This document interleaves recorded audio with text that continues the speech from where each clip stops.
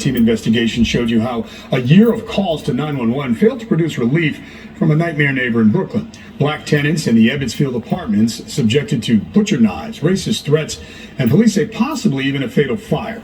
The neighbor still lives there, and tonight you'll see police are paying closer attention.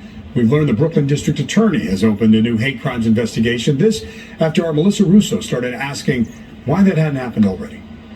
You needed all these cops just for me. After a year of begging police for help, Steve Adonazzo's neighbors felt the NYPD's latest response finally matched the urgency of the situation. I got the whole precinct here. On Friday, more than a dozen police responded with riot gear and a mental health worker. I hear you. To arrest Adonazzo on a 2-month-old warrant and take him for a psychiatric evaluation. The guy was trying to open your wall. Adonazzo's black neighbors thought this might actually be the end of their nightmare. They say since last summer, they've endured Adonazzo's racist threats,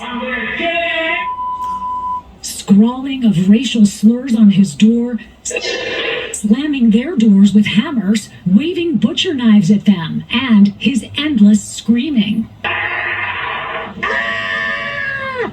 you, I'm gonna kill you. Excuse me. But, you know, it's hard. But after his arrest on Friday and an unusually quiet weekend on the 11th floor, yesterday, in walked Adonazzo, released by the hospital and by a judge in Brooklyn court, where he faces weapons charges related to knives. If that doesn't sound scary enough for his neighbors, consider this. The NYPD says Adonazzo is their main suspect in a fatal arson on his floor. Investigators say they suspect Adonazzo, back in April, set fire to a mattress they believe came from inside his apartment. But they insist so far there's not enough evidence to charge Adonazzo with the arson, despite a recording neighbors turned over to investigators of him saying this 3 days before the fire.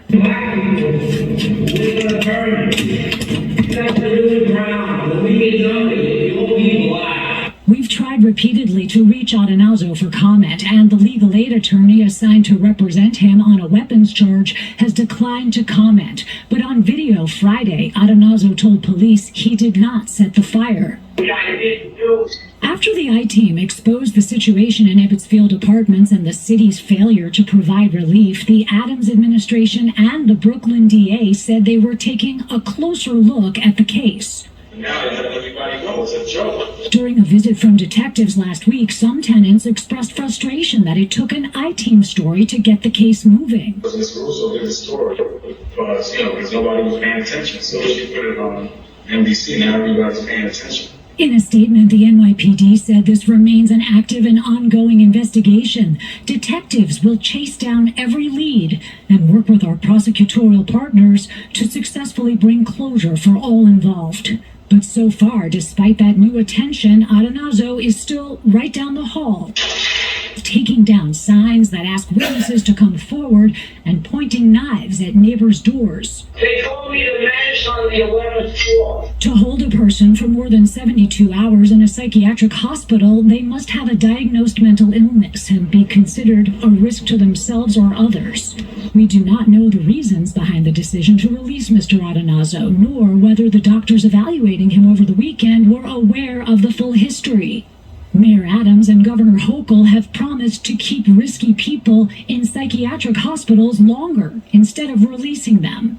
Because this was not Adonazzo's first hospital visit nor his first arrest, he accurately predicted that he would quickly be back at home, something his neighbors say infuriates them.